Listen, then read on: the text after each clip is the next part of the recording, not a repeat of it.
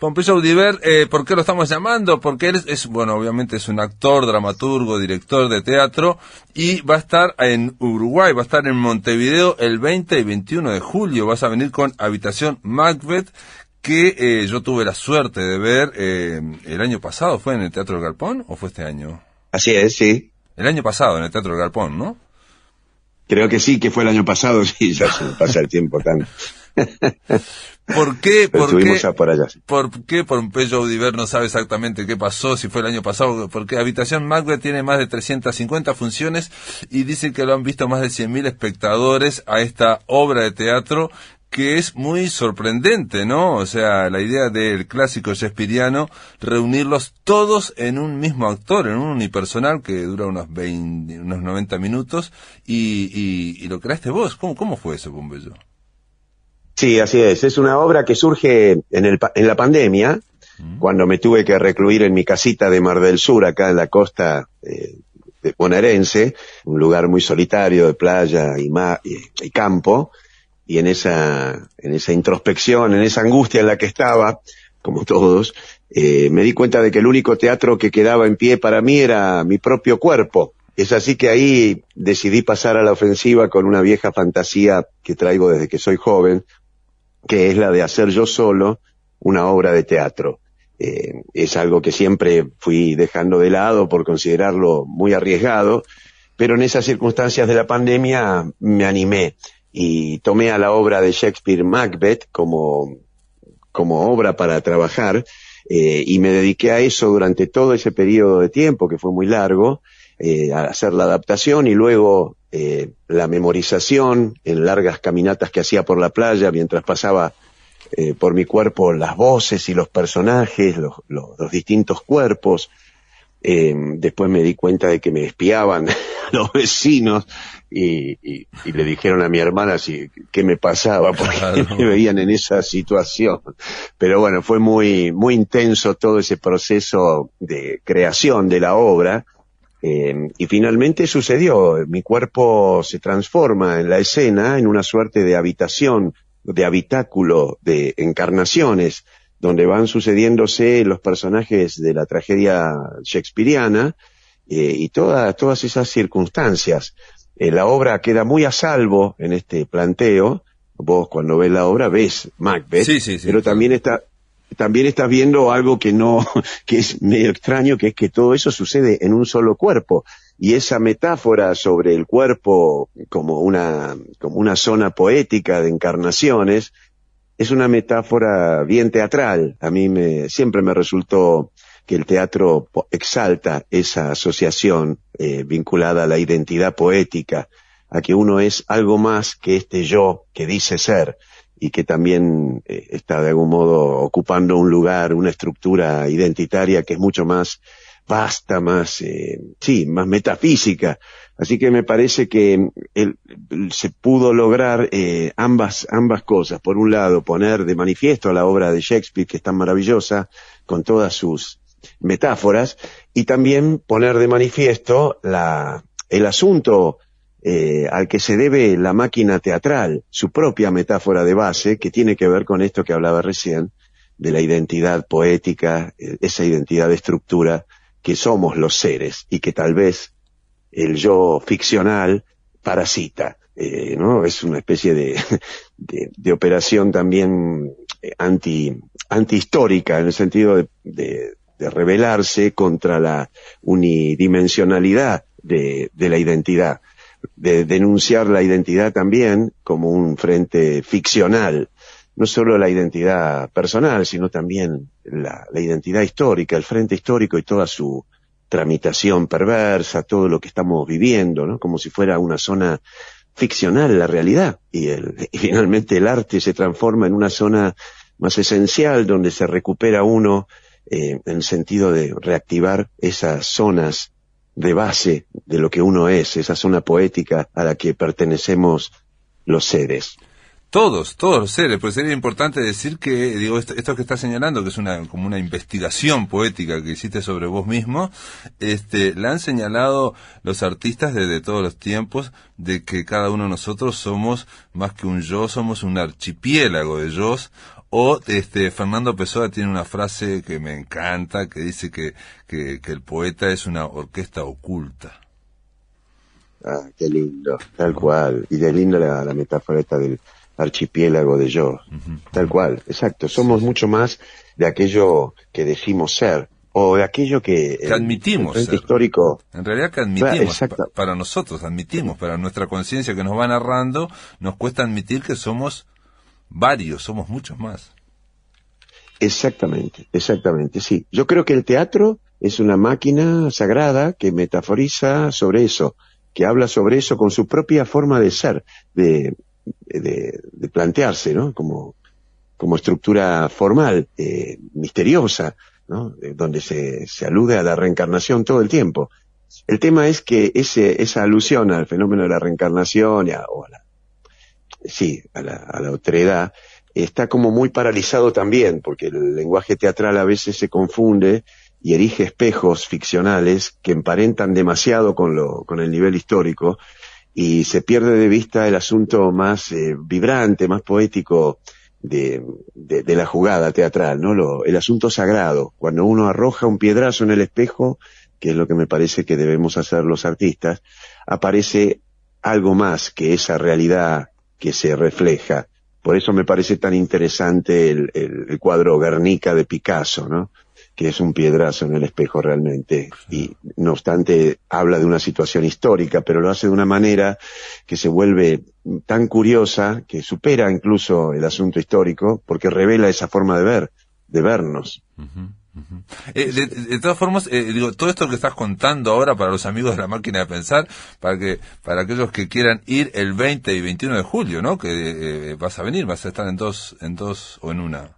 Porque tengo, sí, en dos. La del sábado del 20 está casi agotada. Ajá. Y la del domingo todavía hay lugar y es a las 19 horas. Así que estamos, 2 días, 2 funciones. Perfecto. Y esto va a ser en la sala, en el Teatro Stella d'Italia. Exactamente, sí, una sala preciosa, en la sala más grande. Sí, es muy grande esa sala, Teatro Stella d'Italia, que queda en en Tristán Narvaja y Mercedes, ahí, todo el mundo la conoce, pero por las dudas, esto va a las 21 horas el sábado y a las 21 horas el domingo. Lo que yo quería decir... al domingo a las 19. ¿A las 19? Ah, mirá, está, dale. Me parece que sí, bueno, así que...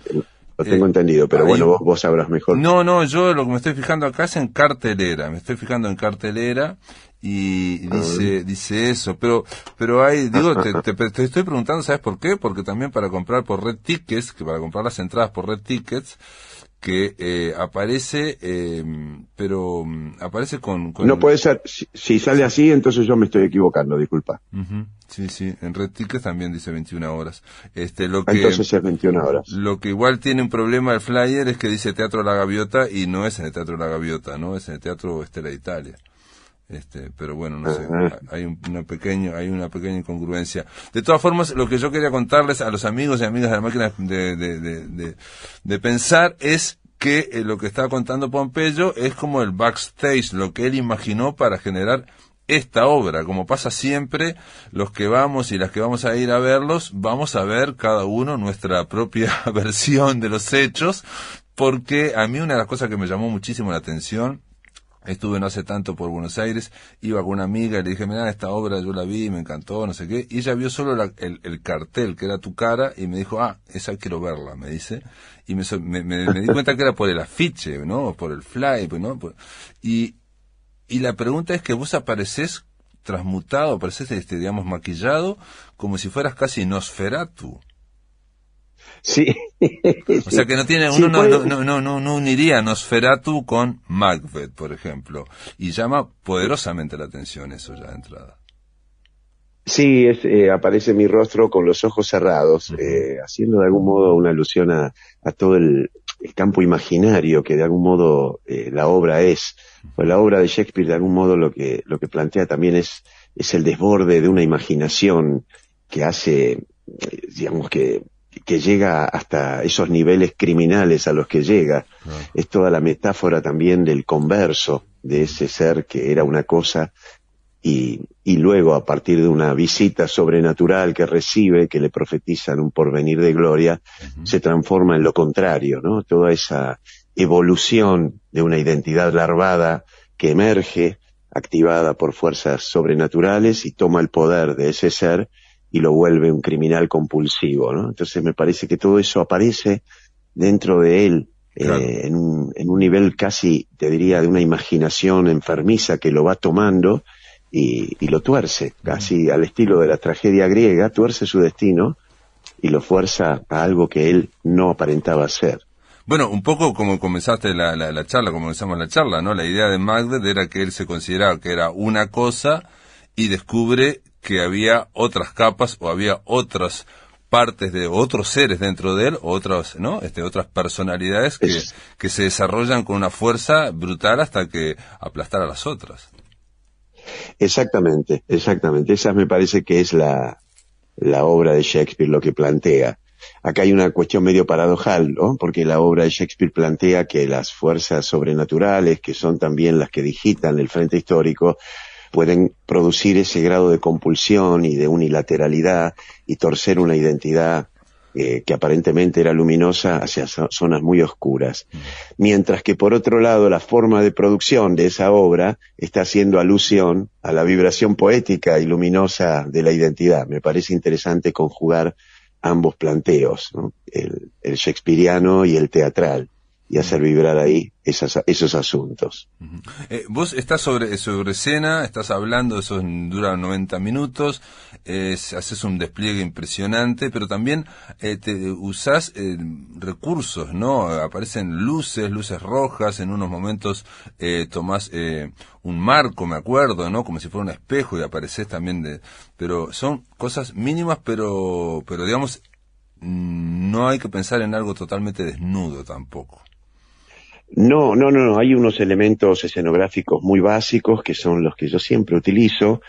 La luz, por otra parte, es una luz muy particular que marca con mucha claridad lo que es lo oscuro de lo luminoso, como si se tratara de esas silografías, esos grabados antiguos, donde uno ve, o como, ya, hablando de esto de Noferatu, como en ese cine antiguo, Claro. donde las luces también eran muy tajantes, Exacto. son rajas de luz, que constituyen también un paisaje escénico muy misterioso, muy metafísico.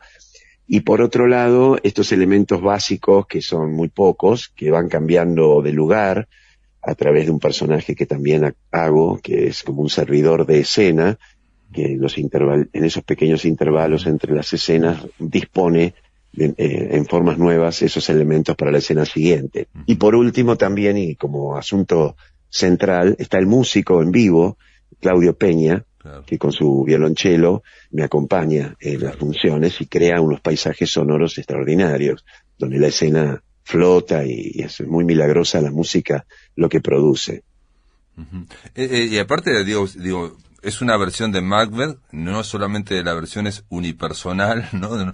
O sea, que ya es muy ambicioso pensar que un solo actor va a interpretar a todos, incluyendo sobre todo a Lady Macbeth, ¿no? A la señora Macbeth, que en principio, bueno, vos sos varón, sos hombre, parece que toda esa sensualidad que tiene esa lujuria, porque es una lujuria criminal que tiene en unos momentos Lady Macbeth, ¿no? Que prácticamente es como la que impulsa todo, ¿no?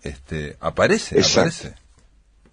Sí, yo siempre sentí que, cuando leía la obra, sentí que Lady Macbeth ya había sido visitada por las brujas, que cuando él llega a su castillo, después de haber sido interceptado por las brujas, lo recibe su esposa, que ya está totalmente, activada en pos de esa escalada de criminal, y es la que lo impulsa a él, la que lo termina de convencer de que tienen que pasar a la acción criminal para escalar hacia el poder. Sí, es un personaje hermoso.